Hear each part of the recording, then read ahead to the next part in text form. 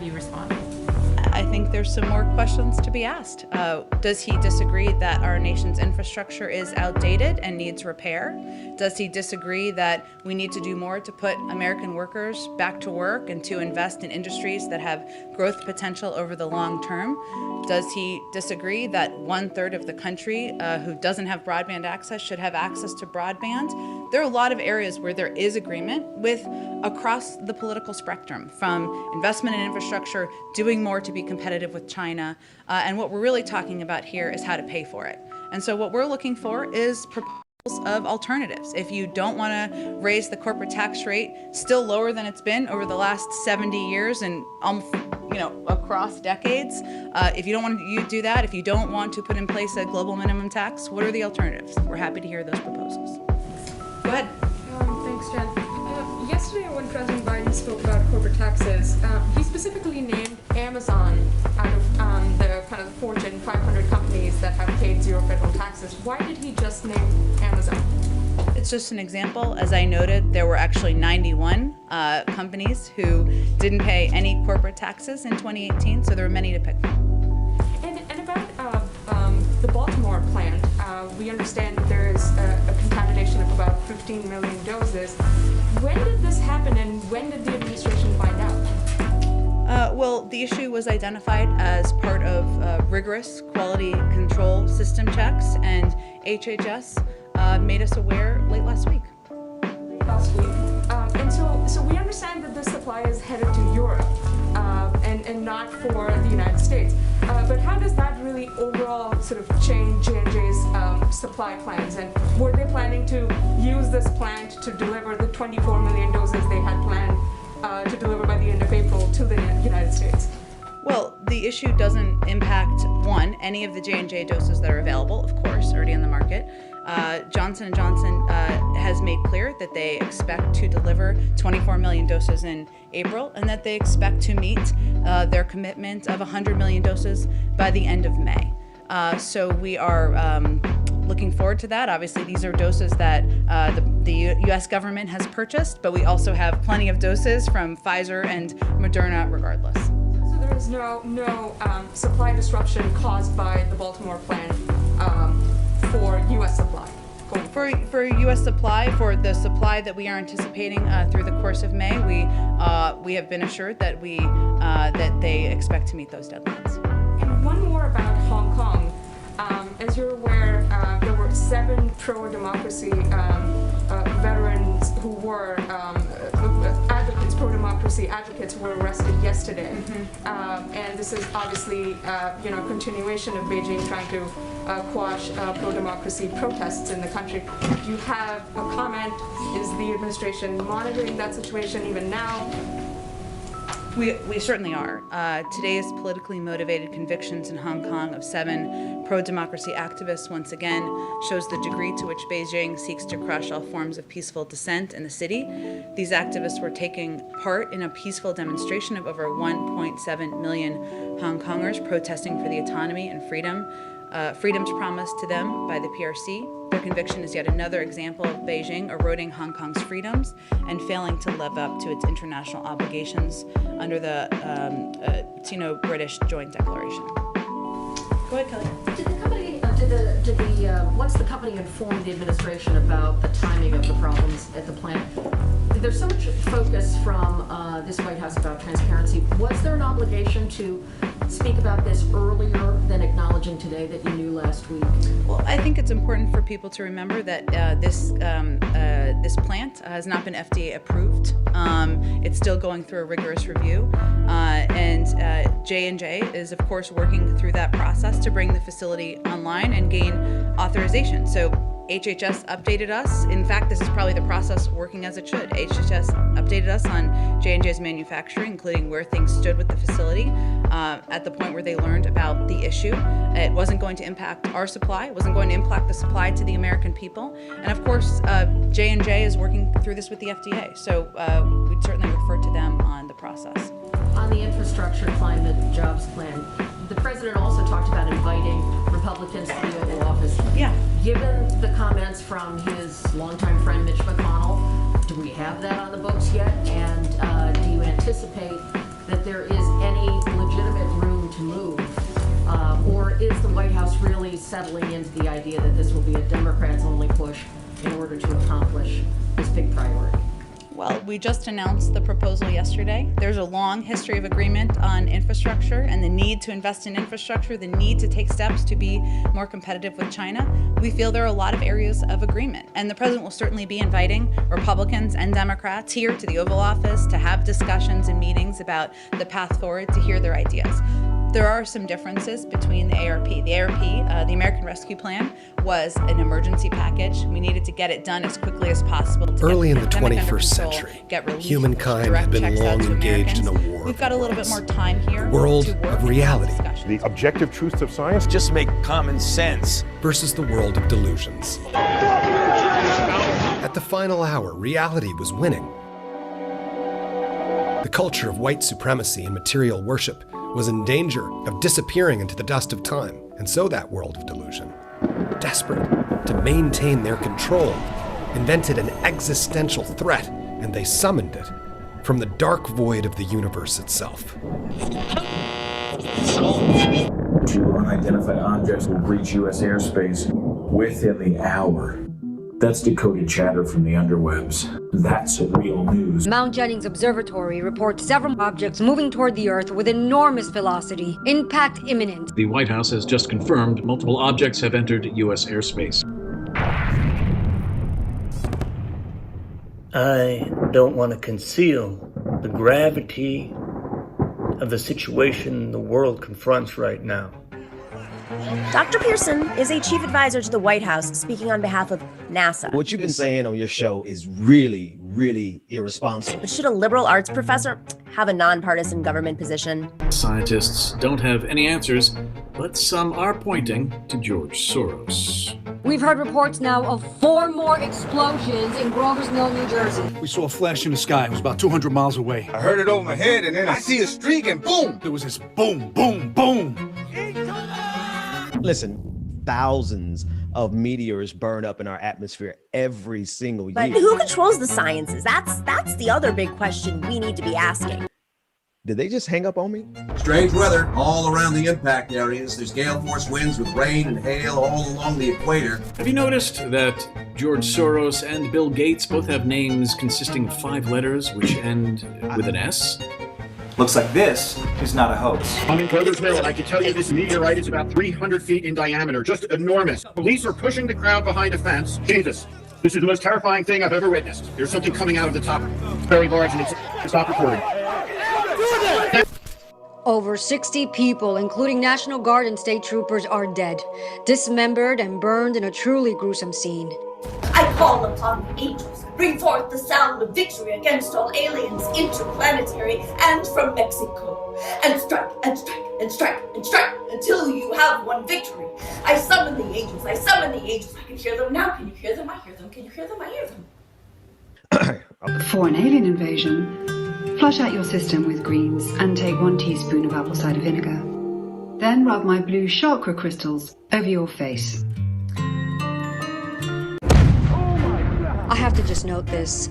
All the people here were wearing protective masks, and I just wonder if that's how they were targeted.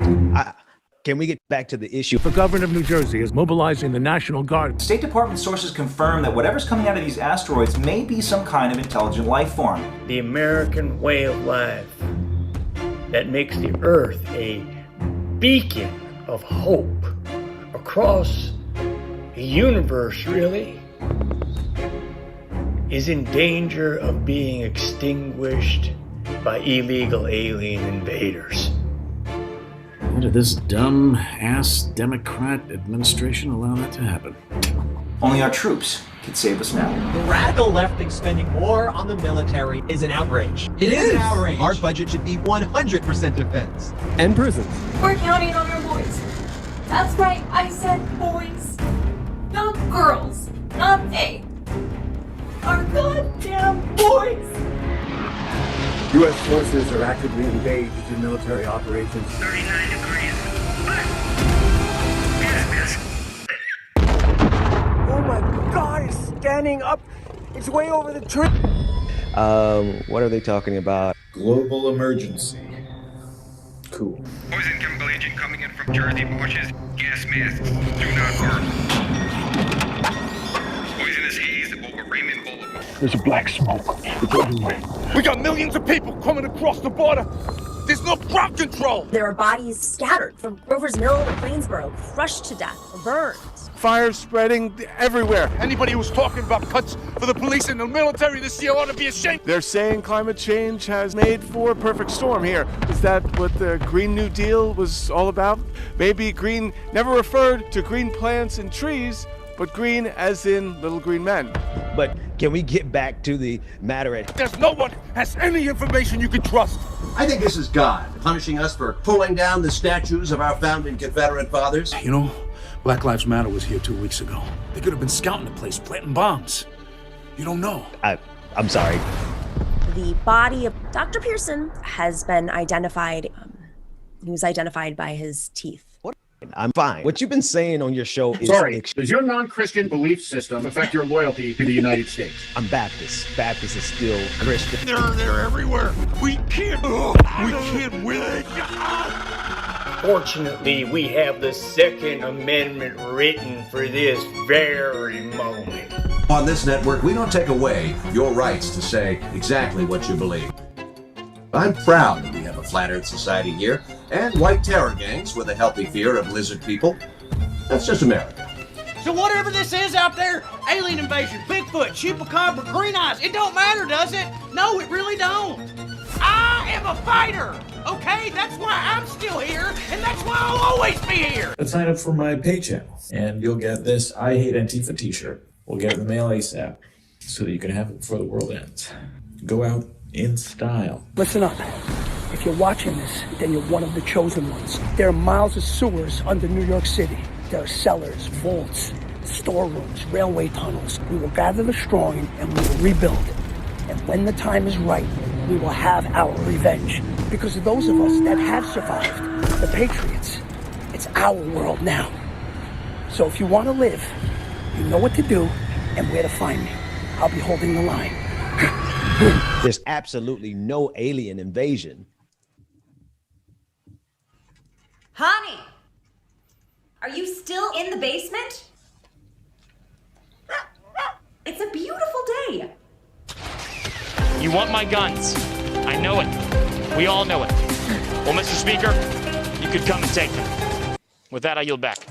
Second Amendment. Oh, the left hates the Second Amendment because they want their people docile and compliant. I don't believe in systemic racism. You know, we're going to explain about how you can't swear in on the Koran. Conservatives are very careful about identifying existential threats, and we should be. We are going to go right at these radical left-wing fanatics every second. And strike and strike and strike and strike until you have victory. For every enemy that is aligned against you, let there be that we would strike the ground. You know, on January the 6th, I objected during the Electoral College certification. Maybe you heard about it. I did.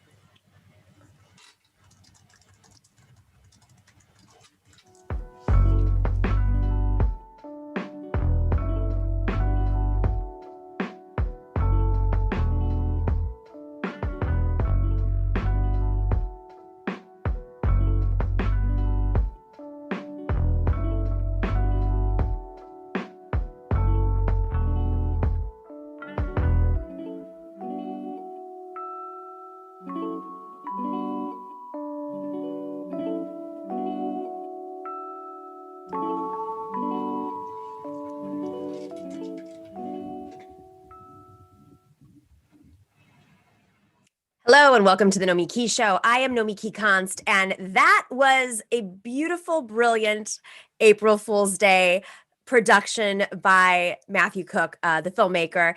If you don't follow him already, go check him out. He's on all the social media, Instagram, Twitter, Facebook, everywhere. He's been doing brilliant explainers recently. But I was grateful enough to be part of that production, as you saw, as well as Ben Dixon and so many others. Go check it out again if you want to share it. And we're going to air it again at the end of the show. All right. So 2 cheers for Joe Biden's infrastructure plan. Why not 3 cheers? Well, it's simple. This is a good and much needed investment. It uses the government's spending power to nudge the market in important directions, like electric cars and trucks. But it is not some radical remaking of America. It is not a socialist takeover. It isn't socialism at all. Unless you think repairing bridges before they fall into the water is now socialism.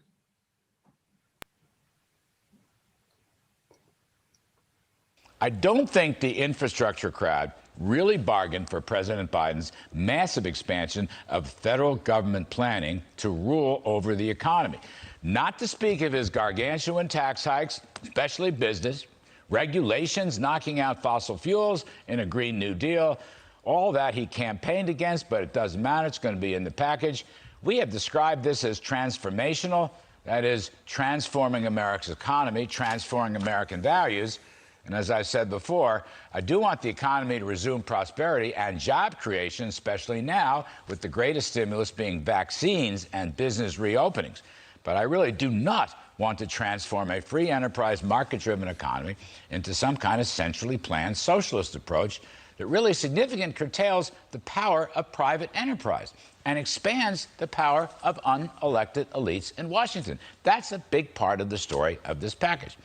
Former President Trump talked about draining the swamp, but President Biden wants to rebuild and reinflate the swamp into a quagmire of central planning.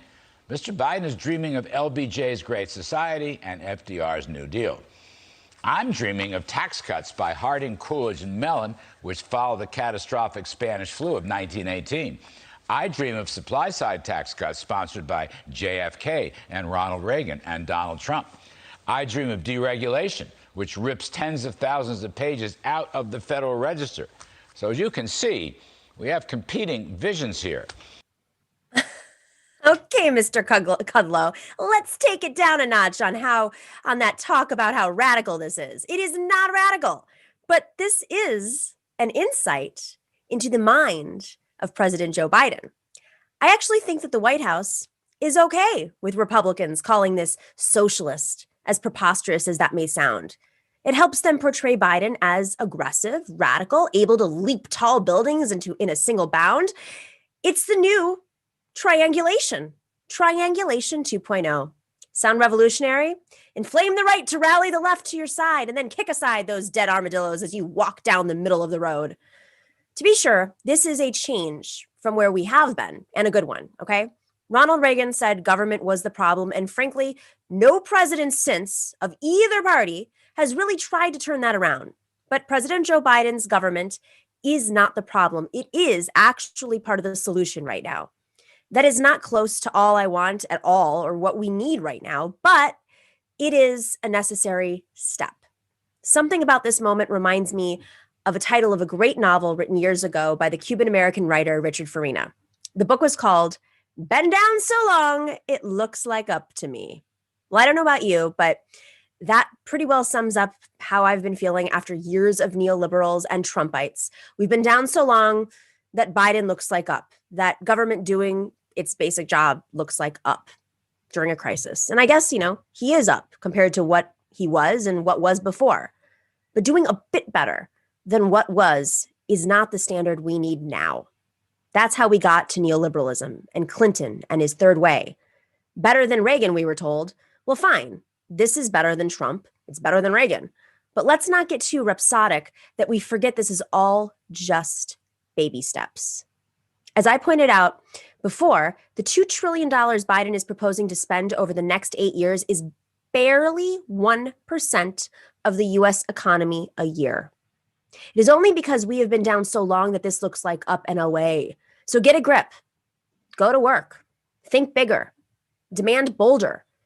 And let's stop settling, stop negotiating from the middle and accepting the right wing's framing. We have to demand more of Democrats in office and Democrats in leadership and of their power to move legislation or the power of the pen in going bold.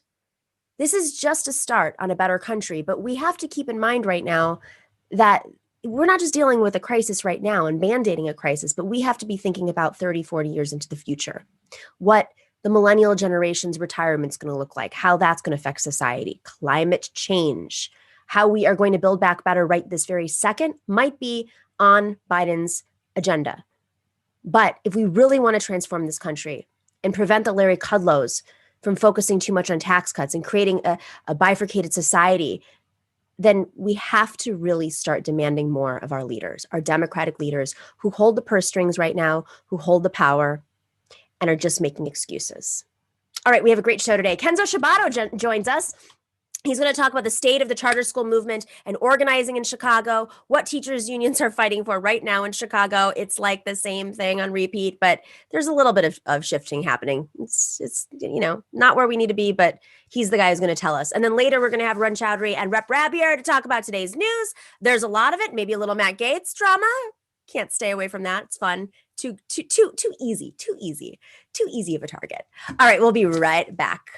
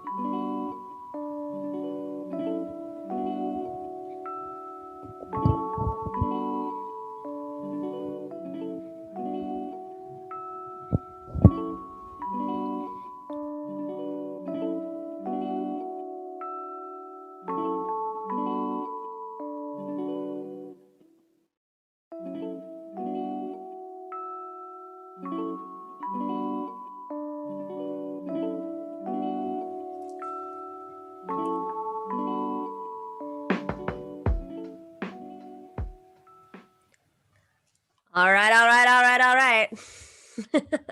That's the next governor. That's my impression of the next governor of Texas. Could be a Republican, could be a Democrat, could be a progressive. We don't know, but I just hope that he can be shirtless all the time. All right. Kenzo Shibata. We love Kenzo. Kenzo is, of course, not only is he the host of the Class Time podcast and the Kenzo Shibata show, but with his spare time, he is a Chicago Teachers Union organizer, the functional vice president, right? At AFT, IFT Local 1. And you teach too, right? I assume? Yeah. And thank you so much for the opportunity to come on today because I'm actually on spring break. And this is perfect, is that this is how teachers spend their spring break. I am very far behind in taxes. I had to file several extensions because life has been hard. So I spent today just doing taxes, and this is a lovely diversion, doing your show and talking about the state of neoliberal charter schools rather than your tax break. I like that. You want to hear something funny though is and you can relate to this, you know, as a podcaster, as a content creator, we do our expenses and all the equipment that we buy and all that. And it's like, oh, don't ever call me a grifter. This is expensive. This is so frustrating, man. When I hear that kind of stuff, I'm like, what do you want to call somebody a grifter? Call the consultants who are getting, 20% of media buys, like $1 million media buys, or the podcast hosts that have are completely funded by foreign entities. I mean, literally, if I were a grifter, I would have a studio. I mean, have you seen Ben Shapiro's setup? Come on. I had to set up the lights on my own, the sound, and I get complaints all the time. But guys, what do I know about this stuff? But one thing that's funny is that as a teacher, I can't write off any of this equipment that I used to teach distance, but I got to write it all off. So teachers, start podcasts.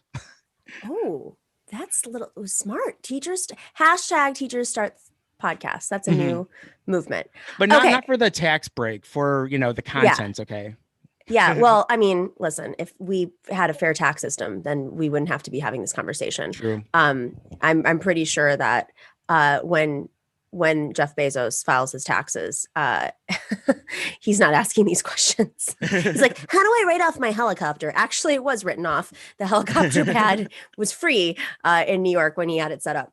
All right, so I want to have you on today because it's been a while since we've had a conversation about charter schools on the show, and I did some reporting a few years ago, extensive reporting on charter schools, and I've been thinking a lot about it because the Biden administration has seemingly shifted its support, at least publicly, of charter schools. Which is very different than the Obama-Biden administration, which was all, leaning in on the waiting for Superman propaganda, methods, and the Arnie Duncans of the world. And Michelle, what was her name? Michelle from DC. Michelle Rhee. Yes, remember her? Those fancy spreads in the magazine about. Oh yeah, her with the broom sweeping away the teachers' unions. Yes, exactly, because she was, she's getting down to business. She took get that broom and clean those schools. But before we get to where the charter school movement is right now, I'm curious if you can kind of talk as much as you can about how they blew up, how they went from being George W. Bush supported charter schools to Obama era. When did they start infecting the neoliberal Democrats? The thing with charter schools is that this was the first time, at least in my really observing politics, that the Republicans co-opted liberal language of inclusivity and access to opportunities. So the No Child Left Behind Act of the early 2000s, which was a bipartisan effort that George Bush very happily signed into law.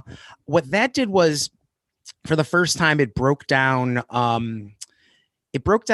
performance, test scores, by all these different subcategories. So we were actually looking at, the differences in performance. And, the problem with it is the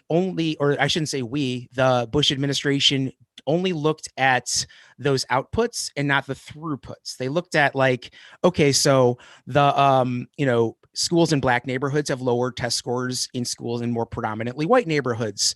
So instead of looking at the root causes of why that's the case, those root causes were all exacerbated in this era. This was when I first started teaching, and the housing projects that all, my high school that I taught at serviced, they were all being raised at a very rapid clip, and students were being schlepped all around the city to live in different places. And a lot of kids that I had, they were doing things like sleeping on an uncle's couch by the school because the only community they had was our high school. It wasn't even the neighborhood anymore. And, there's all hosts of other things. When you say raised, what do you mean by that? Oh, just like, so there was this concurrently between this plan this Renaissance 2010 plan to privatize the Chicago public schools. The Chicago Housing Authority had this plan called the Plan for Transformation. And this was when they were just literally like just demolishing public housing, because in the 90s, especially in the 2000s, Chicago public housing was just, and just like the Chicago public schools, there's a media campaign against it. And again, like it was another one of those things where they didn't look at how can we make life better for these people that lived in public housing. It was just casting them as a problem and casting the schools as a problem, and never looking at solutions from the communities themselves for like, okay, how could housing be better? How could your this is under Daley, right? This was under Daley. This was under that perfect Daley and Duncan. Arnie Duncan was our head of our schools at the time. And then that was kind of like the two of them worked very hand in hand. And like Arnie Duncan's predecessor was this guy, Paul Vallis, who was the first CEO we had who had no teaching credentials. And that became a big push. That's the reason why we had so many charter schools, I think, is that we had managers and not educators running our schools at that point. Like McKenzie people. Yes. Coming in and I remember teaching, and you see a lot of like Pete looking people that come in with clipboards and observe the classroom. And you ask them like, what are you doing here? Mayo Pete people? Mayo Pete, yeah. Transpo Pete. Okay, so we're not going to do like a deep dive on charter schools. It's there's a long history, and it shifted its process, but someday we'll do that. We promise, guys. So as the Bush era is embracing No Child Left Behind, which results are in, didn't look great. I mean, they were in like 2010, didn't look great. People started saying, okay, it was a mistake. I think I'm pretty sure President Bush even said there were major mistakes, if I recall at the time. Later, I mean, after it had gone underway. Painter Bush, not President Bush. Painter Bush, yeah, like the painting dogs, yeah, and flowers and whatever. Michelle else. Obama's best friend, not let's bomb the shit out of Iraq. If he was even aware of it. Okay, so No Child Left Behind set the stage for this neoliberal Arnie Duncan, Mayor Daley. I mean, I'm so happy that you brought that up with Chicago, because Chicago is very much the root of where the Obama administration developed its charter school model and tried to shove it down the throats of the rest of America. I can go through so many. I'll just go through a couple of examples of how the fix was in. There was a law that recently got repealed that established a charter school commission on the state level. So if your local community gets proposed a charter school, the school board votes it down, they can appeal to the state commission that had a bunch of people with charter school interest on it. So there were who creates the commission? Is it appointed by the governor? The governor. And we had a Republican governor for the majority of the existence of this charter school commission. And I mean, like, as soon as we had a Democratic governor, it was not that J.B. Pritzker's perfect. That was a good thing he did, was eliminate this commission. But it literally was, I worked for a teachers union for a while during that time. And it was weird because I would have to work, we would work in coalition with superintendents because they did not want charters to go into their districts, or these specific charters. So that was like, as you characterize it, shoving down the throats of communities. That's so on point. There's that. And then now a very recent development is the Noble Street Charter Schools in Chicago, which was one of the first very high discipline, high success stories of Chicago, where the kids had to wear, uniforms. They would be fined if they didn't wear the right color belt on a particular day. And these are poor kids. Would Kamala Harris come in and arrest you if you didn't do your homework or something? It was the same kind of vibe, really, because, they would counsel kids out, if a kid had any kind of inkling of a gang affiliation, they would counsel the kid out. So they just weren't dealing with the same issues that other schools were. And on top of that, they had these real draconian policies, and like some of them were because they really wanted to limit the amount of time students could go to the bathroom because they saw that as a diversion. So even like this has been very documented. Girls, listen, Kenzo, Jeff Bezos has an interest in teaching kids when they're young to take quick bathroom breaks. You gotta teach them young. Quick bathroom breaks. There wasn't a bottle problem. Can but they there was, unionize? Can the students unionize? Well, the staff tried, and Students, this was what happens with the students though is once they get kind of whenever they wake up to like what's going on there, they just leave and they go to their public schools because and like one of the horrible things they did was girls on their periods would have to follow the same kind of regulations for bathroom time. They weren't allowed to wear darker colored pants. Even though like the students protested and said like, we should be allowed to have this. It's about our health. And so now the Noble Street Charter Schools is getting woke, and they have an anti-racist message. They're owning to their past mistakes, but doing absolutely nothing about it. I hear you. I understand you. And I'm just going to continue doing what I said I was going to do, because the hedge funders are way more important. So, there's different types of charter schools, different models. Chicago model, I'm curious to see, because was it reflective of sort of the national policy of the Obama model? And if you can weigh in on like how that ties into hedge funds, how that ties into real estate, and just to top it off, a little, cherry on top of the sundae, could you explain how they were like fixing their numbers and the results really weren't success? Well, one of the things that they did, and I'm going to relate this to a little factoid about the Quiznos sandwich company that I learned, is that they were like a steadily climbing business, lots of franchises opening, and they decided to cut corners. They would allow the individual franchisees to supply their own meat. So like, they could get it from the cheapest bidder. And that was the downfall of the company. And how this relates to the Chicago charter schools is that one of the things that Arnie Duncan made sure to get done in Springfield, our state capital, was have a charter school cap with a loophole. So if you get a charter school approved by your local district, you can then open up franchise campuses all around the city. Like I think some of them did call them franchises, but what makes it, I don't want to get too in the weeds, but basically like you can, once you get that charter, then you can hire different people to manage the different campuses. So you would have something like the Noble Street schools. They'd have a couple flagship campuses. And whenever they'd have press conferences, whenever they go to the school board to ask for more money, whenever they go down to Springfield to ask for more money, they would send the students and the teachers from that campus. So those are kids that are not going to say things like, we don't have enough supplies, we don't have enough resources. Same thing with this organization called CICS, which they operated charter schools all over the city in vastly different neighborhoods with vastly different needs.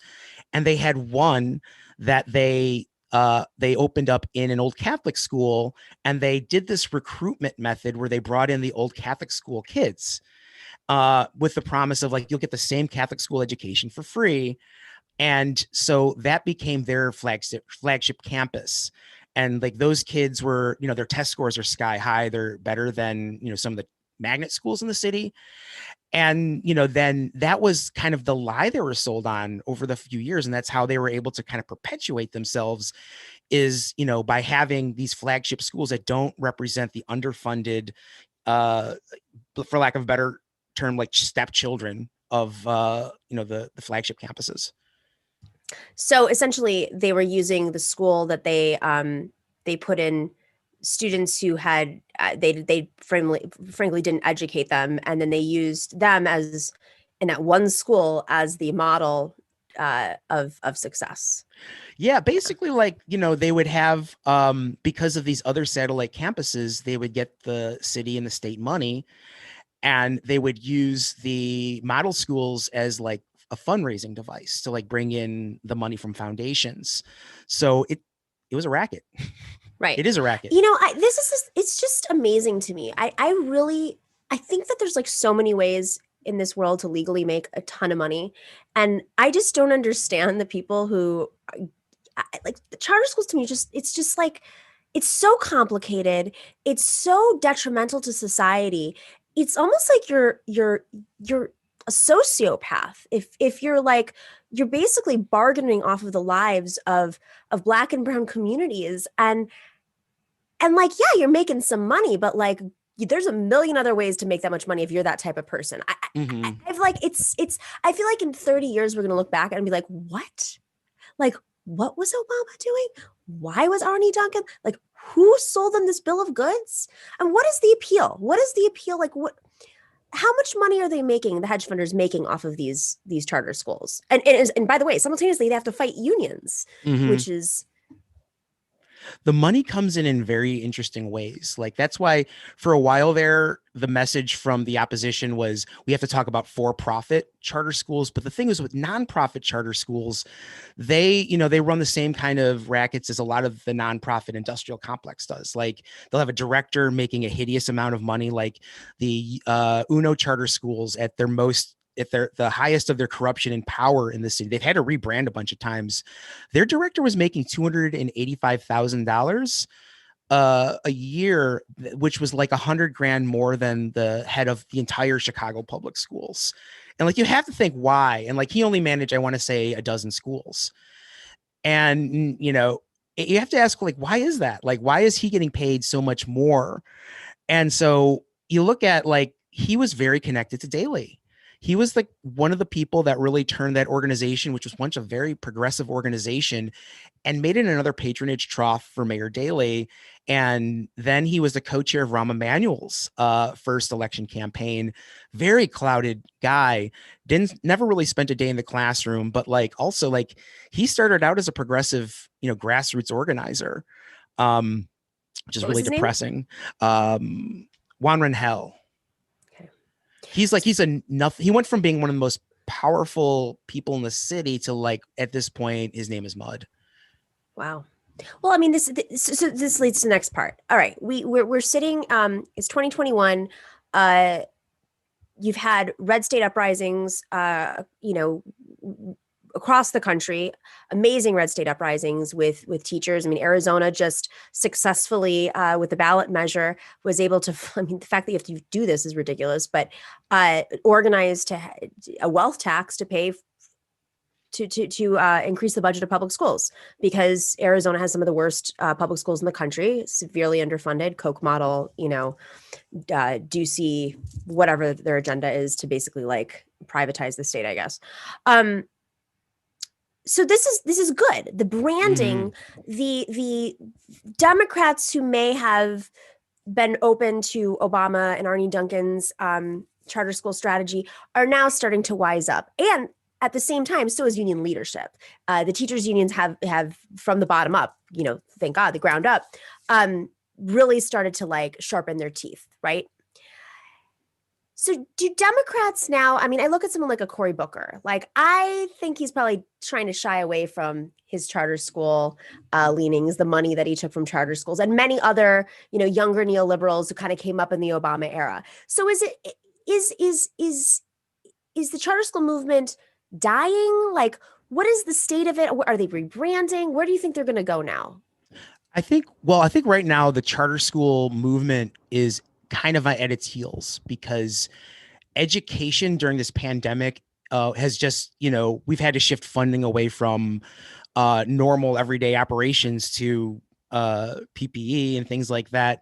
It's just not that there's no, if you look at the bottom line, it's just not as profitable as it once was. And if you're looking at the people who got involved in charter schools who are like venture capitalist types, they, I think as a movement, this is our time to not strike as in work stop. Well, yeah, that would be part of it. But this is our time to like really organize. And the only thing I've really seen that's been effective at fighting charter schools has been the organizing. In Chicago, we just had 2 new charter schools join file the paperwork to join the Chicago Teachers Union, which was amazing. That was something that we had to undo in the CTU. There was a law passed at one point that would not allow the charter schools to join our federation. So that's Can huge. you explain why that matters? Because I think sometimes people get confused.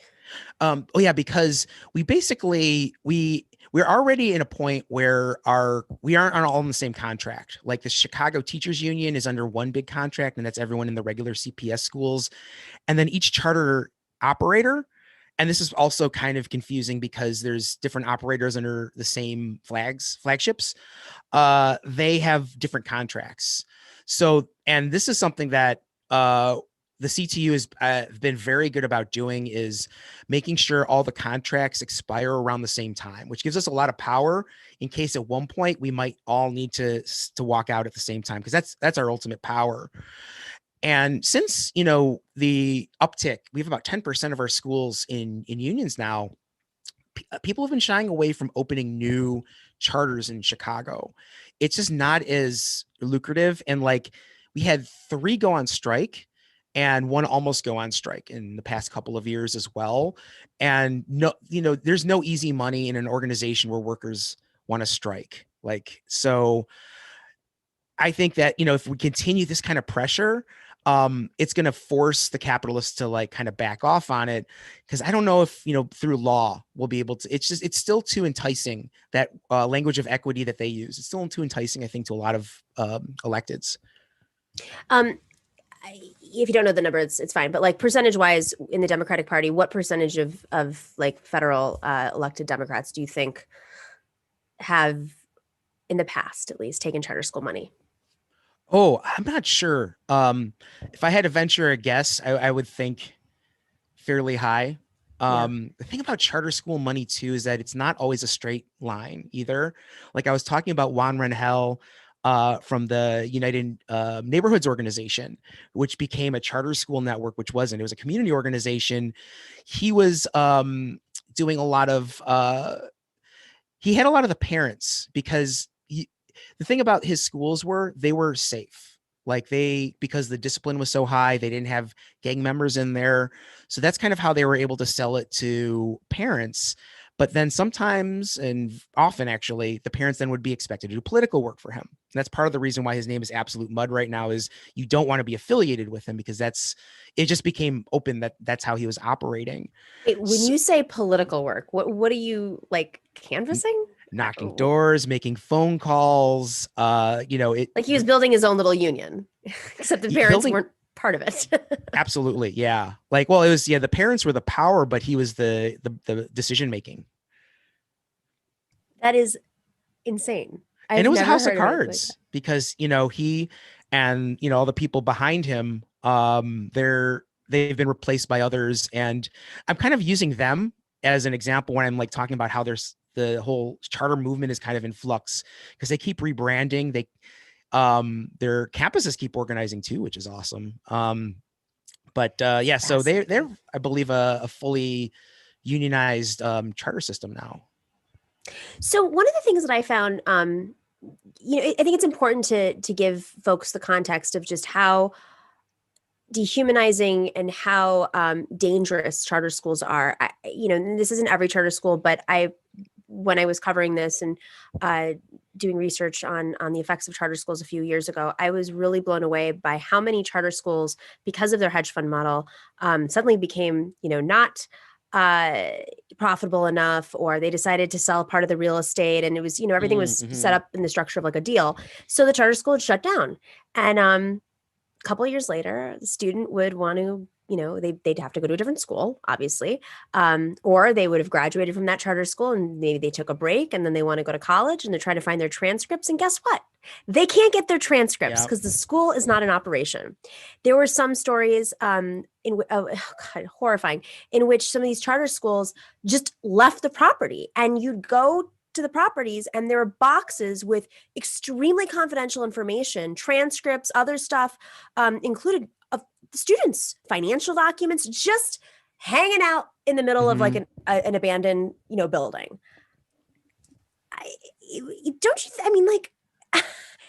At least that seems like there should be some sort of I mean, if you're going to do anything to regulate like that, in the meantime, is there any effort of to crack down on how charter schools basically shut down when they do have to shut down? Not that I really know of. And, we need that. Like, I think, when we think of charter schools, unless you're like really like intimately familiar with them, like a lot of them are storefronts, like they aren't these beautiful campuses that we see in commercials for them or on billboards. Like, if you go into some cities that are highly charterized, like you'll see billboards for the schools. They're like marketing. That's another weird thing too about Chicago, is that the public schools learn how to market themselves. So like they all have like, it's become a cottage industry. Like you can hire people who specifically know how to do the branding. They have a website maker. They have, one of the top ones, they actually will fly a drone over your school to make this beautiful splash page for your website. And it's to compete with the charter schools. And it's such a messed up situation right now. And, like we have an 8-year-old, and a few years ago when we were looking at schools for him, everyone's like asking like, where are you going to send him? Like, well, the neighborhood school, right? And they're like, well, and like people would like, a lot of times they would try not to sound classist when you tell them you're sending your kid to the public school, but they'll be like, well, what about this, that, and the other thing? Like, I mean, that's the neighborhood school and we love it. And it takes and work. You're a teacher. They literally have the nerve to say this to you. You're like, do you know what I do? No, not at all. At a public school. At a public school. Okay. Before we wrap, can you just give us like what's happening, a little update on what's happening with Mayor Lightfoot right now and the fight with public schools? Well, we're the high schools are set to be reopened in by April 19th. And one thing that was really critical in our fight to keep the schools at distance is we won a bunch of concessions. So the number of teachers who will be granted exceptions to work, from home because either they are sick or their family are sick or their caregivers, that has been expanded. So it's still going to be really nasty. And what I think is the most unconscionable thing about opening up high schools is that they're going to do this for 19 days of school. Like if you take all the holidays and the weekends and everything, oh my goodness, we're exposing these kids who are not eligible yet for the vaccine, and teachers, many of us who have not been vaccinated yet, for 19 school days. It just doesn't make any sense to me. So we're just fighting to make it as safe as possible and getting, as many people exceptions as possible. The mayor, and we've reached a huge spike, and the mayor refuses to close restaurants and bars, she said that they're already on life support. So, oh, you know what life support's like? Great analogy. Yeah. Wow. Little tone deaf. 19. She has 19 people on her comms team and consultants, and that's what she said. It reminds me of when, like, I think it was McDonald's, or forgive me, I don't want to get sued. Some big company that was like, like that big, one of the big 10 companies, came out with a new slogan that was a little bit racist. And everyone was like, you're like, this is, they were like, yeah, we focus grouped it. We did, and it still made it through. Okay.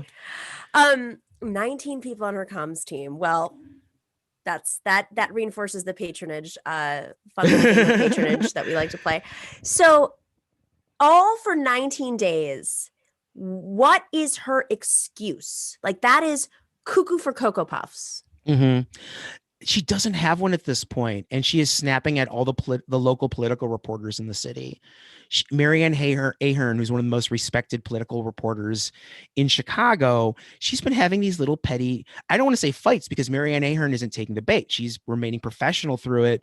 But the other day, Lori Lightfoot said to her in a press conference, "What's gotten into you, Marianne? You're not like this. Something's, instead of answering her questions."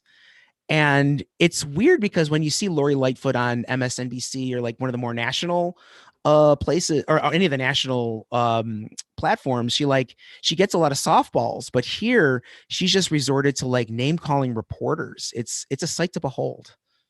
When is she up for re-election? 2023. I don't get it. I don't get it. There is a ordinance on the docket right now in our city hall for recall of elected officials, and it's actually named after Laquan McDonald, who was murdered, and Rahm Emanuel hid that murder to be reelected. So We're hoping to get that passed and get that done. When is that up? Like, what's the process? I'm not entirely sure, so I'll keep you all posted though. Oh, I'm loving this. This is like juicy Chicago politics, but with real serious consequences as usual. Kenzo Shibata, thank you for joining us, giving us a little rapid fire on charter schools, what's happening in Chicago, why Chicago is the model for the Obama era charter school campaign, and maybe they're going to go away. I'm sure they're like, it's like whack-a-mole, or like one of those like animals that morphs into a different animal, and like the predator, it's like a virus that develops strains, and we have to get a vaccine. Okay, my metaphors are horrible. They're just going to call it something else. You're right. It's going to come back, but that's exactly what it's going to be. That's why it's all about capitalism and hedge funds, and yeah. Kenzo Shibata, thanks for joining us. Go check out Kenzo's podcasts everywhere. Class Time Podcast, Kenzo Shibata Show on YouTube. Right? You have it on YouTube and all the we're on places. YouTube at classtime.gg and then at twitch.tv/classtime. Cool. There you are. Look at that. Thanks, Look at that Nomiki. logo. That's great. I'm loving it. All right. I will see you next time, and we will be right back with Arun Chaudhary and Rep Rabb. Woo! All right, take care.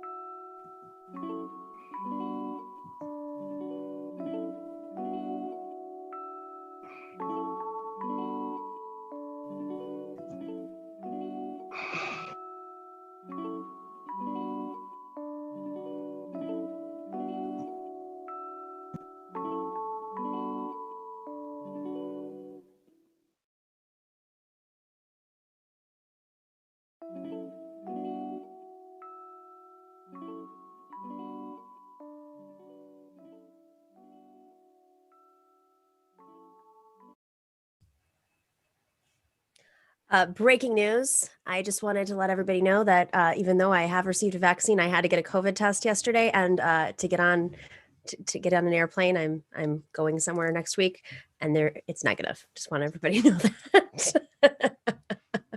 It's the important things in life. I walked in, I was like, thought you were going to break some news here for us. No, I walked into the testing center. I was like, I'm vaccinated. Yes. I have to answer all the questions. Like my 50th, test. So gratefully so, I've never tested positive. So hi, Arun Chaudhary. Hi. political filmmaker extraordinaire, was once the first videographer, the official White House videographer for President Barack Obama, and he was the creative director for Bernie Sanders 2016. And he is live from Berlin, and I think we're waiting on Rep Rabb to We are. video stuff. I don't know what's going on over here. I've been on. Oh no, we need hologram Rep Rabb. I know, we got to figure something out here. I'm working on it. All right, well, while you're working on it, I'll just okay, I'm being told in my ear, they're telling me, ask him to log come back with his phone, log back on with his phone. All right, okay. I'll give it a That's shot. what we're told. All right, we'll just loop you in when we see your face. All righty. All right, Arun. So what I'm going to do is let's start with the fun one. Marjorie Taylor Greene. Yes. America's favorite congresswoman. She is really upset. She did not come here to make friends. She did not come here to make friends at all. She saves that. Oh no, that's the other one. No, she does the CrossFit, right? I don't trust CrossFit people. Let me just start with that. Can we just go off on a little tangent? I feel like I'm sorry, I might be losing some of my audience right now, but I do not trust that cult. There's a diet attached to it. There's like a lot of drama happening at CrossFit places. They're just running way too hard down the street around the block for me. Like I run into them. I'm like, whoa, calm down, people. Like it's not, they're like training for the military. I think it's a secret paramilitary operation. That's what it could be, actually. When you said it, it had the ring of truth. Yep. Anyway, the congresswoman. Anyways, CrossFit Marjorie Taylor Greene. She is not a fan of Dr. Fauci and thinks that he should not be paid. So let's play that clip. Oh, not a clip. Just kidding. It was a Twitter. I thought I saw it. Marjorie Taylor Greene just introduced a bill that would, quote, reduce Dr. Fauci's salary to zero until a new NIAID administrator is confirmed by the Senate. That when we talk about forcing the vote, that's like a force the vote strategy. All right. I know it's funny and I know it's not going anywhere, but we start off this show talking about how we are operating, you know, the triangulation politics of the 90s has infected every single aspect of society to the point where, you know, we can't hold the Marjorie Taylor Greenes accountable when and others, Josh Hawley's, Ted Cruz's, who were communicating with the January 6th rioters, and they're sitting there proposing this kind of stuff, distracting the conversation, moving it further and further to the anti-science right, and the middle sits there, you know, doing nothing. So, I mean, I know this is funny and it's not going anywhere, but like, is it not a symbol of just how ridiculous this is? I mean, this is like Pat Buchanan politics when no one took back Pat Buchanan seriously. And now it's like 15% of our Congress run. Yeah, I mean, at least 15%. And the people seem to be going where the power is. I mean, I'm sure Rep Rabb has stories of, you know, exactly what people in legislatures are up to. Exactly how Rabb, flip it. We want to break this up into clips later, Rabb. You're ruining it. I don't know what's going on here. I appreciate your indulgence. Go ahead, Arun. But I don't know, we're even moving out of the phase. There was a while where she was sort of being ostracized by a lot of different people across the spectrum, and it seemed like people wanted to kind of set a certain line in the sand about exactly where the Republican Party wanted to be, you know, vis-a-vis its relationship to reality and conspiracy theories and other things.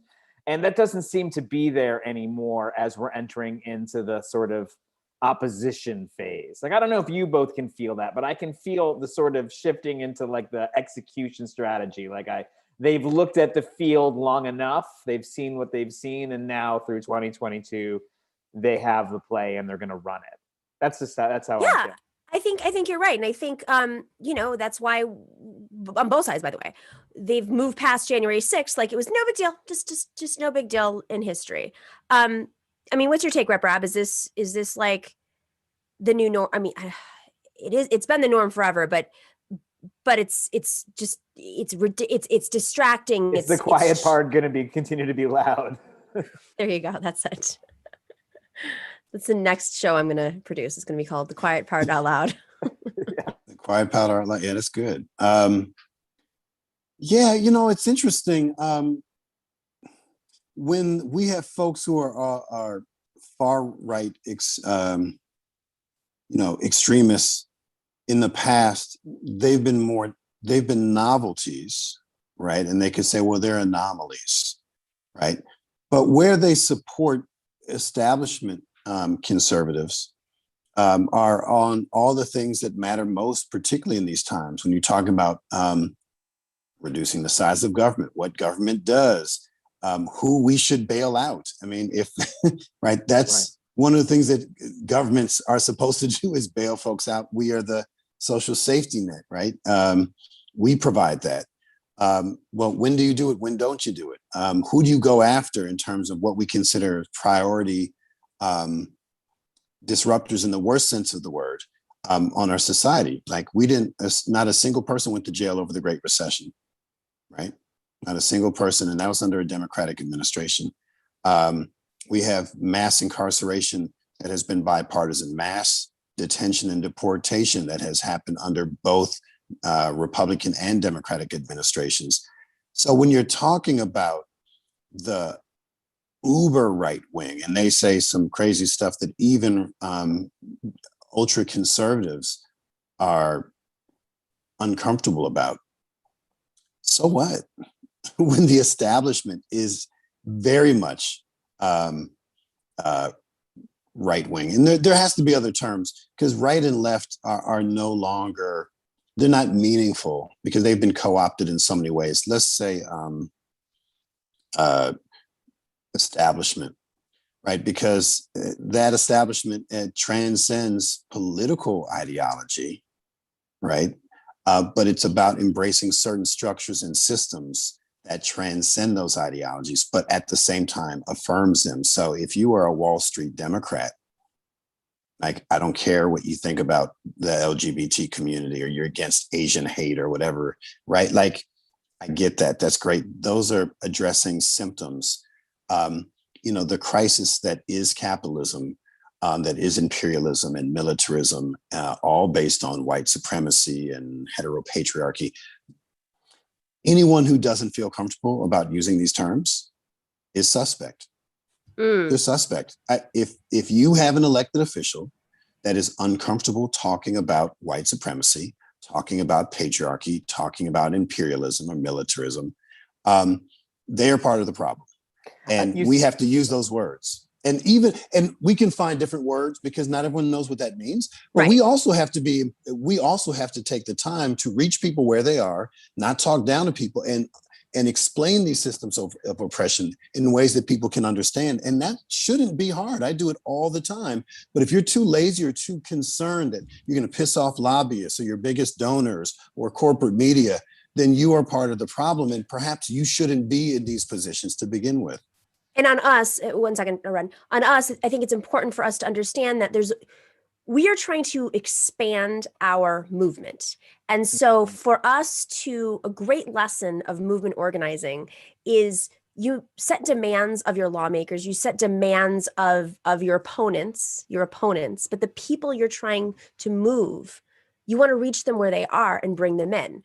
Explain why the patriarchy and capitalism are intertwined. I mean, I have to have this conversation at least 5 times a week with women as we're fundraising. I have to literally educate female donors who label themselves progressive Elizabeth Warren Democrats as to why the patriarchy and capitalism are intertwined and why, this matters.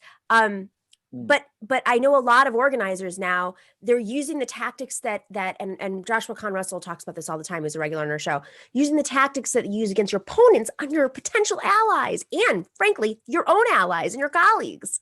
It's about growing the movement, not eating each other alive.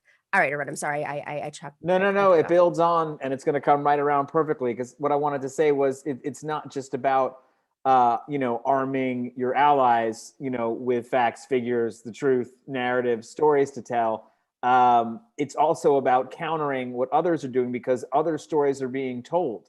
And if you want to see this story being happening in steroids in Europe, it's in Great Britain, where they just released a report, the Tories explaining in a very polite British language that there is no systemic racism in Britain, and that's a good thing, and that everyone can relax and just take it easy now. And this is insane from the country that essentially invented modern racism. Was it written by Prince William? Yeah, totally. And when you see this coming out, you're like, this is ridiculous. People are just going to laugh at it, and liberals sort of say this is ridiculous and feel good about bashing it in the press. But what they're doing is giving ammunition to everybody at the pub who's having the argument, who's sort of vaguely on their side. Everyone who sort of feels that grudge and wants to be there now has a real argument they can wield, and then maybe get to those in every family, couple persuadables in the middle. It's like when right-wing media uses a report from the Heritage Foundation to cite their case, or when centrist media uses another report that was cited, an actual journalistic report that was cited from another report that was cited from a blog that was cited from a Twitter account that was cited from some guy in his basement. Like that's the ecosystem that we're dealing with. So, but I before we go on to the next topic, the reason why I bring this up is I know everybody loves to dunk on these people, and it's really entertaining, but from our perspective, we start off the show talking about triangulation 2.0. We start off with a clip of Larry Kudlow talking about how this infrastructure program is rabid socialism and super far. When the reality is the money's there. It's less than 1% of. I mean, it's ridiculous. But I think that the Democrats want that. They want that to be the conversation so that they don't have to have the deeper, more systemic conversations that they owe the public in a crisis moment like this. It's a different triangulation. Whereas in the 90s, it was about branding yourself a little bit more like Reagan and big government is bad. And today it's like, no, Biden wants to be labeled as big government when it's not. It's just what government does on a daily basis, except they haven't really been doing for the last, several decades. So the power conversation is shifting. I mean, what do you guys think of that? I think that's a reasonable assessment. I mean, this is the job of government. This is what we're supposed to do, right? We're supposed to be stewards of public monies to promote a society that is fair and open and provides opportunity for all. I mean, that's in theory, and I'd like to see more in practice. So yeah, that is the job. But also we're innumerate as a society, right? So we don't understand big numbers. That doesn't make us stupid, but they're massive numbers. What does a trillion really mean? What does a billion really mean? There's very few people who can process things on that level. And that's okay, but that means that we have to be creative in terms of how we did it. I think I mentioned previously that Ben from Ben & Jerry's did it regarding, demilitarizing our federal budget and talking about how many Oreo cookies, with each Oreo representing, I think, $10 million, how much money we put towards the Pentagon. And when you see that stark reality of how much we're overfunding our military, and how I think it was more than 10 million, maybe 1 billion. Yeah. It was one Oreo could go to fix any number of things that everyone cares about, everyone. Then you're able to do that. But that requires not just bold vision, but understanding how to express that in ways that people understand. And I have some experience with that more recently, because I've been talking about reparations, and I'm trying to speak beyond the choir, beyond the people who understand it and believe in it. I'm talking about the people who maybe don't even know Black folk, who don't know American history, who don't know that there was slavery in Pennsylvania, who don't know any of those things, but maybe a server in South Central Pennsylvania, and she's a working mom and believes in QAnon perhaps, or other conspiracy theories, but she's trying to feed her children, and she's a single mom, and she gets paid $2.83 an hour in Pennsylvania for the sub-minimum wage. She needs to know that the reason she's getting paid that little is because of slavery, as a legacy of slavery, sub-minimum wage.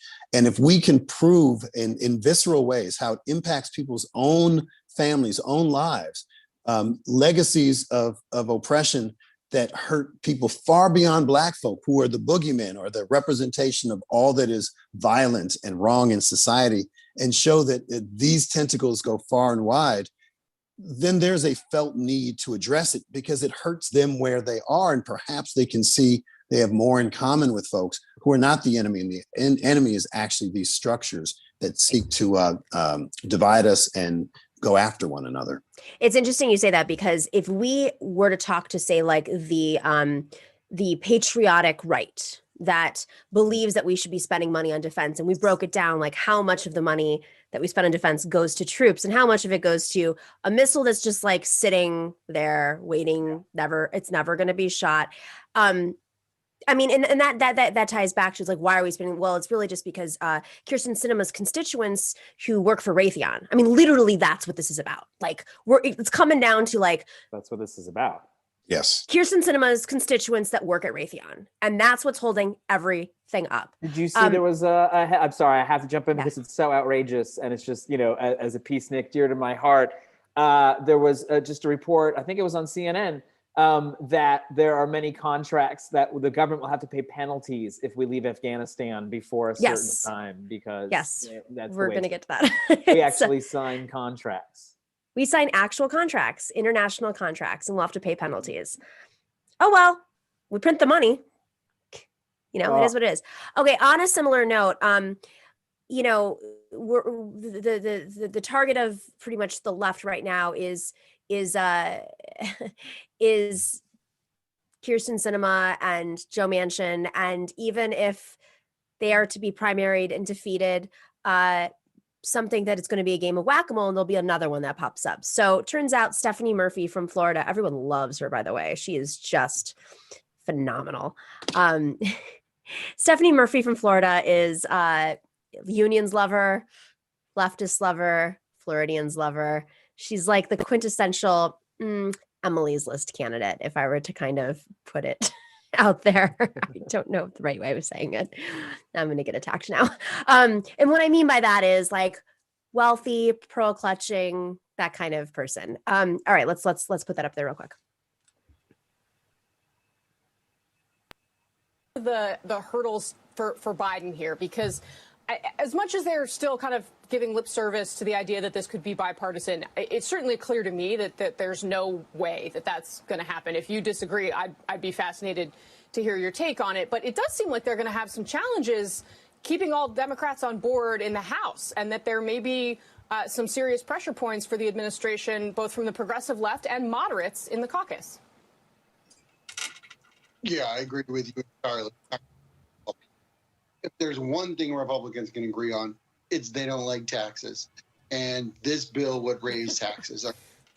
So, I mean, the Republicans may not agree on anything else, but they're against that.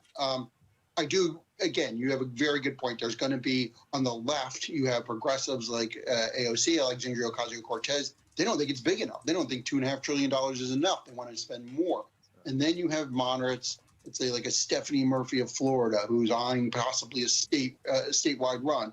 You know, they think it's too much money. They're concerned about the raising corporate taxes in a pandemic. You know, the economy is still fragile. I think you'll have other Democrats who have their own pet issues. There's a bunch of Democrats. Tom Suozzi of.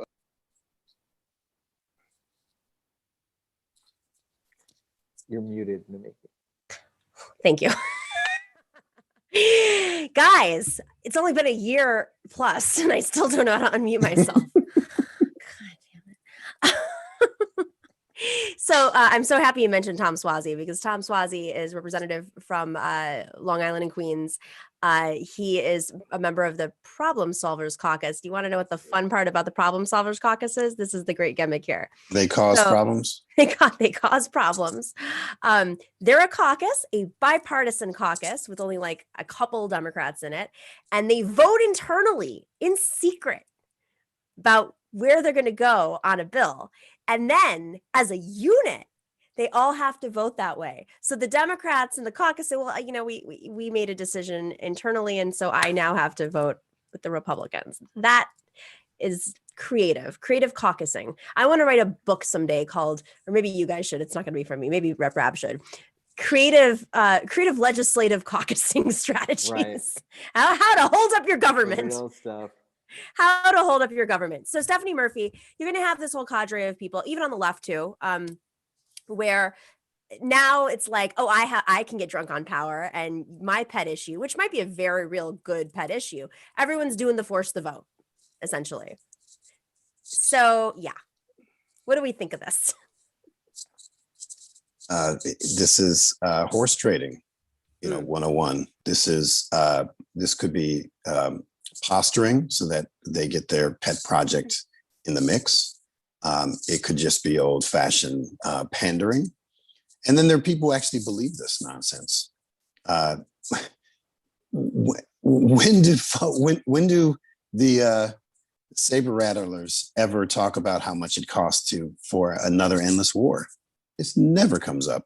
It's about America, right? And if it's about America, then what better investment could we make than our infrastructure, public health, jobs, neighborhood businesses, all of these things? That's how do you, helping folks from being evicted, on and on. This is where we need government most of all. And they're going to have to decide what side of history they want to be on. But this is ultimately, there's no justification. No good economist worth their salt is going to say, this is too much. Because what happens in infusing this type of investment in our economy is that it will create jobs. It will stimulate consumer activity. So this notion that this is too big is patently absurd. Now, you can misspend $2 trillion. You can misspend $100 million. Don't worry, Fox News will talk about that. They'll talk about the shrimps on treadmills.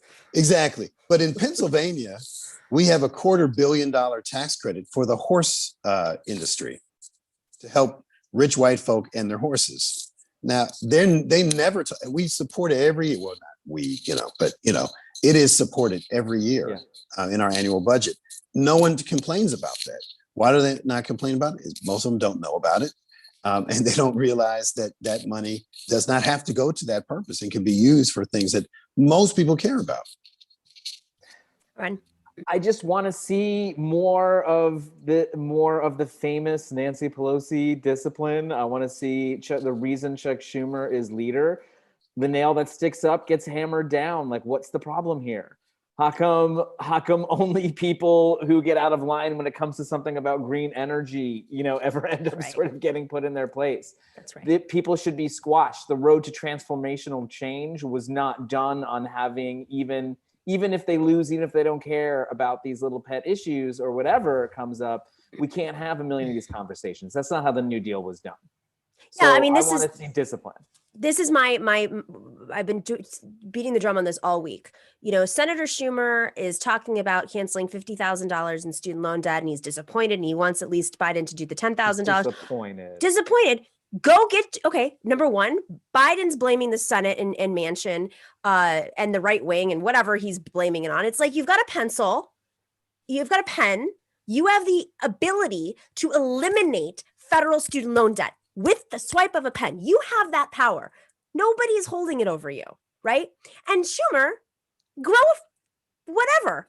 something patriarchal. Act like you own the government because you have most of it. Yeah. Right. You have most of it. You don't like Joe Manchin is like, it's not just about primarying Joe Manchin. It's about these guys, billions of dollars have been spent to make sure that their consultants were fed, right? What is it going to take for us to hold their feet to the fire? Because this is absolutely ridiculous at this point. You've got the government. You're going to lose it in a minute and a half. And it's almost done. And guess what? You're going to be almost done. As soon as you lose it, that's when you should be worried, because that's when you're most vulnerable for a primary. And those billions of dollars of consultant fees may not actually fight it off. Okay. Let's move on to media, because this is a great topic for us to discuss. I'm really happy you guys are here to discuss this. So this broke this morning. The Supreme Court upholds the FCC's move to relax media ownership rules. All right. So they ruled on Thursday this morning that the FCC was within its legal authority to relax a series of media ownership rules in 2017, when Republicans obviously still hold a majority on the commission, the FCC commission. It was a unanimous opinion that was written by Brett Kavanaugh. Quote, that the FCC made a reasonable predictive judgment based on the evidence it had in changing the rules. This has huge implications on ownership, diversity ownership, more women, more people of color owning different media companies. And of course, this really comes down to like monopolies, whether it's the Sinclair Media or the big guys owning different stations, whether it's radio stations or television stations. So yeah, it also eliminated a rule that prohibited the ownership for more than 2 TV stations and radio stations in the same market. And the condition that of a merger of 2 outlets, at least 8 independently owned TV stations remain in the same market. The fact that we're even having this conversation is like absolutely ridiculous in the state of democracy. But Rep. Rabb, I'll go to you because I know you have a lot of thoughts about how media is structured. Yeah, well, I mean, people don't realize how monopolistic it is already. We have this false notion of choice in this country, where we can say, "Oh, I like this, I like this, I like this," and they don't realize it's owned by the same corporation. That's a problem, particularly when we talk about journalism and how we get our news, and the distinction between journalism and just consumerism. Right? It shouldn't be about consuming news, right? It should be about processing, right, and sharing it. And this is really important in our nation's history. My great-great-grandfather founded the Baltimore Afro-American newspaper in 1892. It's been in my family 5 generations. I was on the board for 10 years. And when you talk about independent media, it has a huge impact on social justice issues.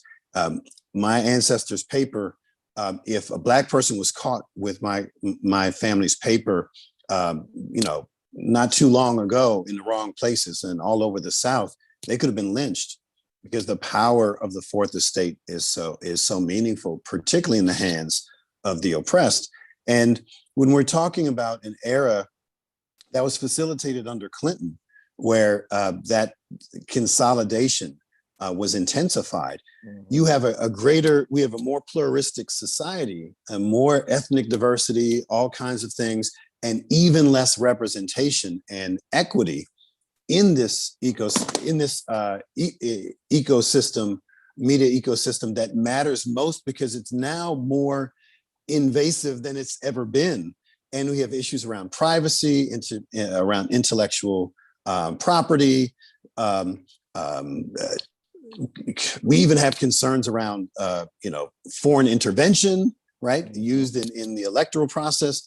So this is an issue that influences every other issue we care about, and we have to build up media literacy.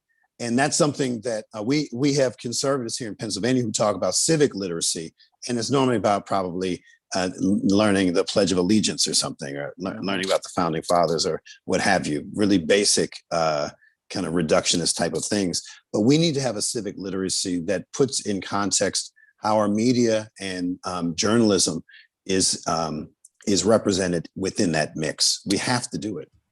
Well, it's interesting because it's not even just educating the public about how the media functions. I don't think our lawmakers understand how complicated. I mean, remember when everything happened with Cambridge Analytica, like half the lawmaker, more than half in Congress were like, what? And I mean, the space that we're living in right now, it's like we haven't even gotten to just how the power of, like, you could not get away with the things that YouTube gets away with if it was on the airwaves. You know did you see what I'm saying? Like Fox News had women on primetime TV. That doesn't exist on YouTube politics. Right. Keep that in mind. Arun. Yeah. And this is also playing itself out internationally, and will be coming back home soon in Australia, where Facebook is being asked. Rupert Murdoch is, of course, from Australia, but he's not popular there. So it was a very good test case to see if Facebook had to pay the people who make the news rather than just sort of being the one who makes the advertising money off of the news. And they deemed that actually the creators should make it and not Facebook. So Facebook actually had to write a check to Rupert Murdoch, which again was bittersweet in Australia, where they hate both of them. But it's interesting in terms of talking about who's responsible, who is pushing things, who is making the algorithm.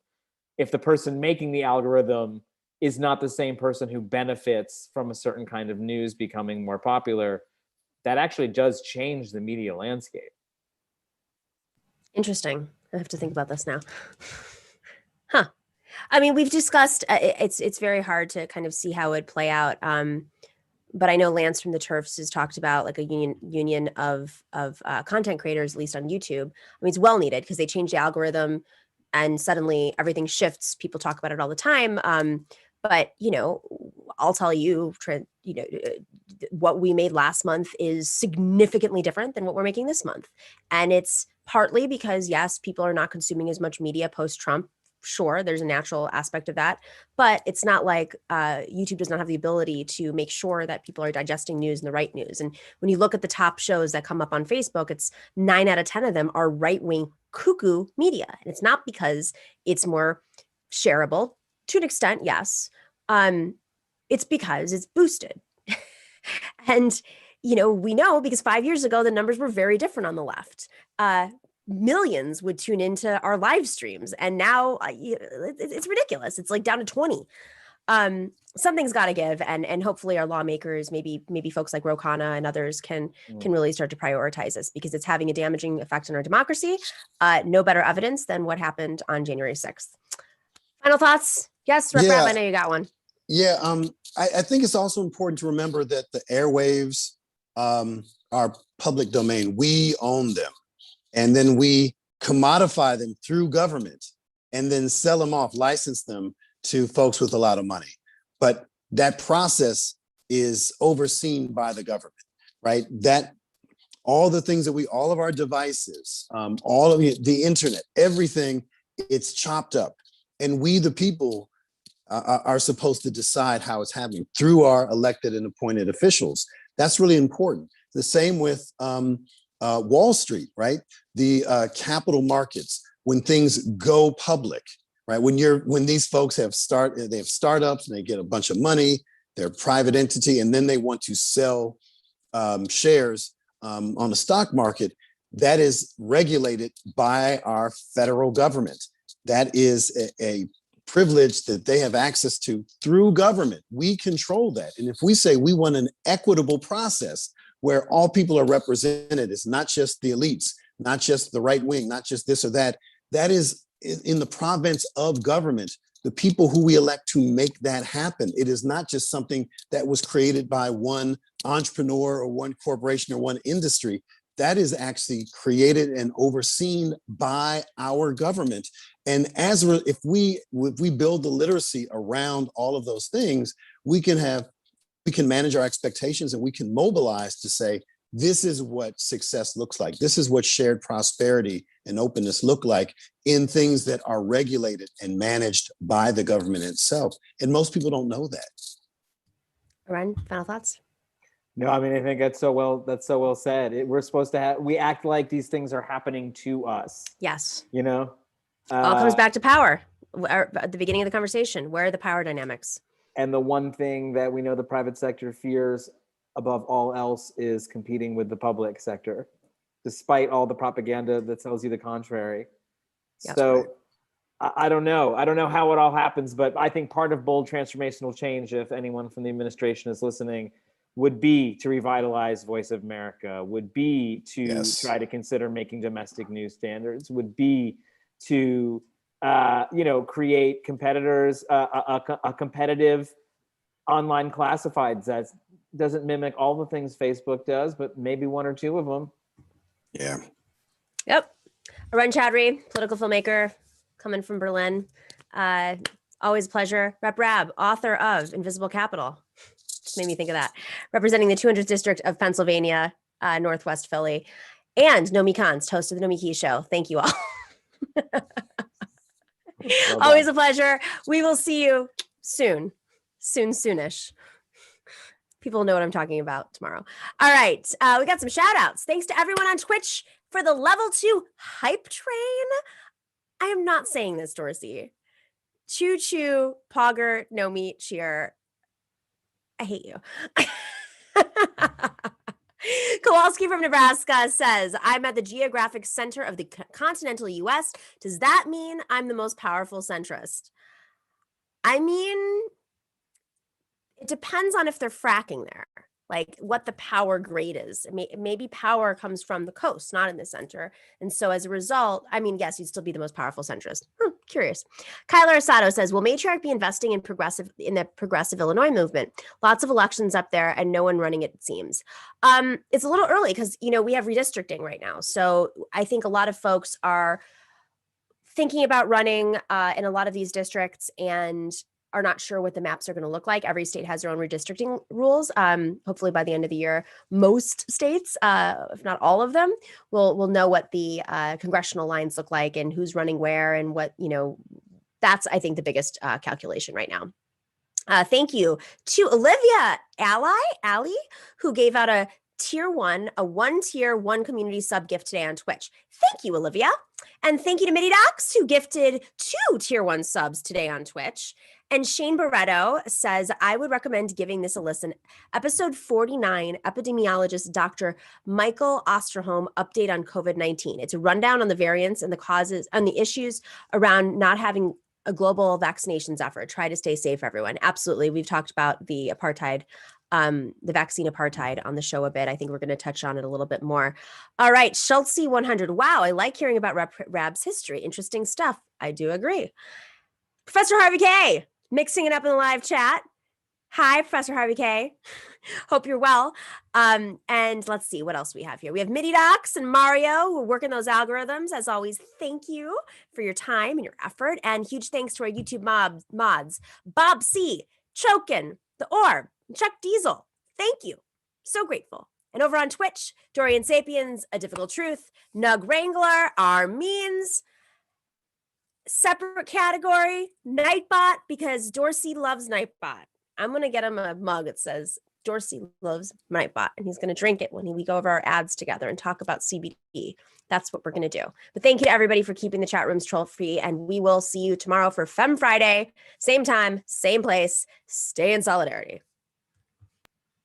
Early in the 21st century, humankind had been long engaged in a war of the worlds. The world of reality. The objective truths of science just make common sense. Versus the world of delusions. At the final hour, reality was winning. The culture of white supremacy and material worship was in danger of disappearing into the dust of time. And so that world of delusion, desperate to maintain their control, invented an existential threat, and they summoned it from the dark void of the universe itself.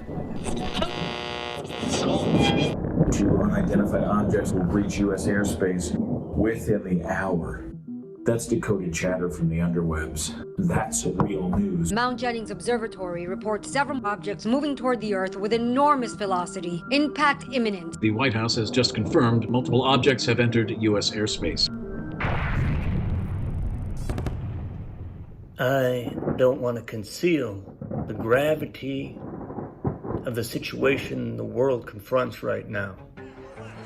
Dr. Pearson is a chief advisor to the White House, speaking on behalf of NASA. What you've been saying on your show is really, really irresponsible. But should a liberal arts professor have a nonpartisan government position? Scientists don't have any answers, but some are pointing to George Soros. We've heard reports now of 4 more explosions in Grover's Mill, New Jersey. We saw a flash in the sky. It was about 200 miles away. I heard it over my head, and then I see a streak, and boom! There was this boom, boom, boom.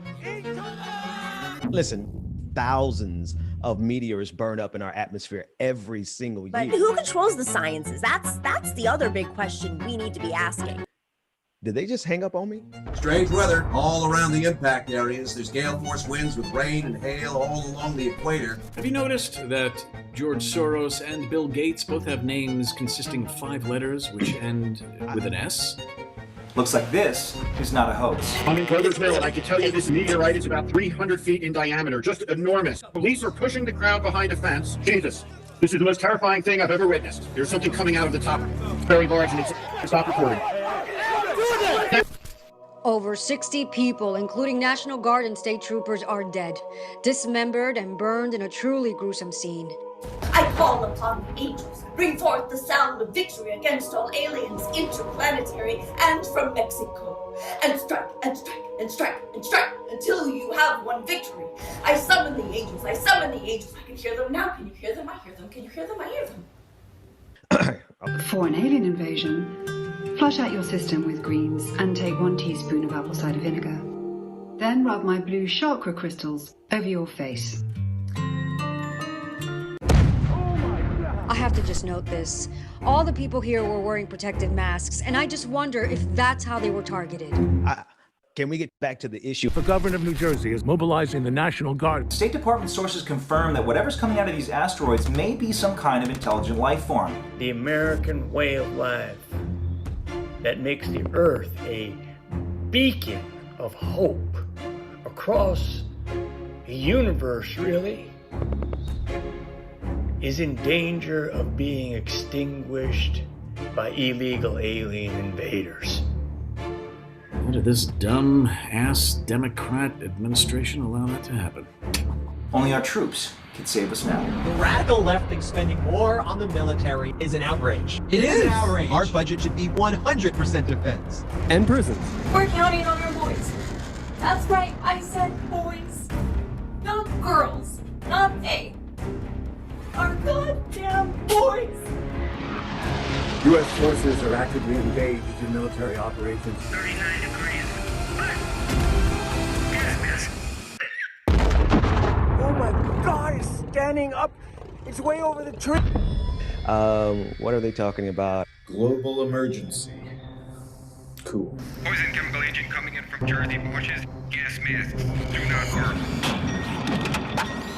Poisonous haze over Raymond Boulevard. There's a black smoke. It's everywhere. We got millions of people coming across the border. There's no crowd control. There are bodies scattered from Grover's Mill to Greensboro, crushed to death or burned. Fires spreading everywhere. Anybody who's talking about cuts for the police and the military this year ought to be ashamed. They're saying climate change has made for a perfect storm here. Is that what the Green New Deal was all about? Maybe green never referred to green plants and trees, but green as in little green men. But can we get back to the matter at... There's no one has any information you can trust. I think this is God punishing us for pulling down the statues of our founding Confederate fathers. You know, Black Lives Matter was here 2 weeks ago. They could have been scouting the place, planting bombs. You don't know. I'm sorry. The body of Dr. Pearson has been identified. He was identified by his teeth. I'm fine. What you've been saying on your show is... Sorry, does your non-Christian belief system affect your loyalty to the United States? I'm Baptist. Baptist is still Christian. They're everywhere. We can't win. Fortunately, we have the Second Amendment written for this very moment. On this network, we don't take away your rights to say exactly what you believe. I'm proud that we have a flat Earth society here, and white terror gangs with a healthy fear of lizard people. That's just America. So whatever this is out there, alien invasion, Bigfoot, chupacabra, green eyes, it don't matter, does it? No, it really don't. I am a fighter, okay? That's why I'm still here, and that's why I'll always be here. But sign up for my pay channel, and you'll get this I Hate Antifa t-shirt. We'll get it in the mail ASAP, so that you can have it before the world ends. Go out in style. Listen up. If you're watching this, then you're one of the chosen ones. There are miles of sewers under New York City. There are cellars, vaults, storerooms, railway tunnels. We will gather the strong and we will rebuild. And when the time is right, we will have our revenge. Because of those of us that have survived, the patriots, it's our world now. So if you want to live, you know what to do and where to find me. I'll be holding the line. There's absolutely no alien invasion. Honey, are you still in the basement? It's a beautiful day. You want my guns. I know it. We all know it. Well, Mr. Speaker, you could come and take them. With that, I yield back. Second Amendment. Oh, the left hates the Second Amendment because they want their people docile and compliant. I don't believe in systemic racism. You know, we're going to explain about how you can't swear in on the Koran. Conservatives are very careful about identifying existential threats, and we should be. We are going to go right at these radical left-wing fanatics every second. And strike and strike and strike and strike until you have victory.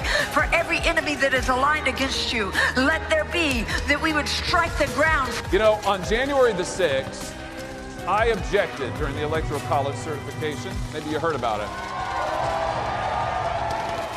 I did.